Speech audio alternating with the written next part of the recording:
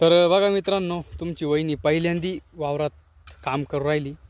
पहिल्यांदी बरं का, पहिल्यांदा वावरात नाही काम करत. मग वावरात काम केलंय, हे काम पहिल्यांदा. हां, हे काम पहिल्यांदी करते. आणि जसं लग्न झालं ना तसं पहिल्यांदी आपल्या वावरामध्ये काम करू राहिली असं. तर तिला विचारून पाहा. इकडं पाय बरं, कधी केलंय तो सांग मला काय काम. बाकीचं ते काम करायला नाही, बाकीचं नाही, बाकीचं नाही, हे काम कधी कर. पहिल्यांदा हां, अगं हे काम आलं पाहिजे तुला. तर मित्रांनो, आपण गहू पेरलाय आणि आता हे नाके बांधायचं काम चालू आहे.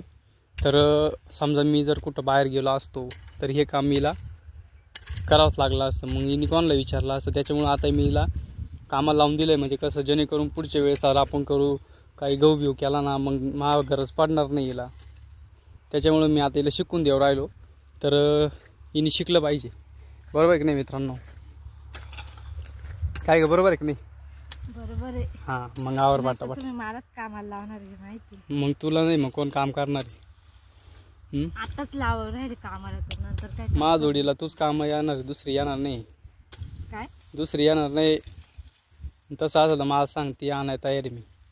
हे मापावड पाहिलं का? पाहिलंय, त्याचं काय करशील? डोक्यातच टाकल. डोक्यात नाही, ते मातीत टाकायचं राहते. नीट बांधले का नाही? तर बांधतो ना. एकदम बेस्ट बांधले, विषयच नाही. तर मित्रांनो बघा, तुमच्या वहिनीने किती भारी नाकी बांधली, एक नंबर. मला तर काम खूप आवडलंय. मग आता असं म्हणणं आहे का हिने सगळे तिनेच बांधावा.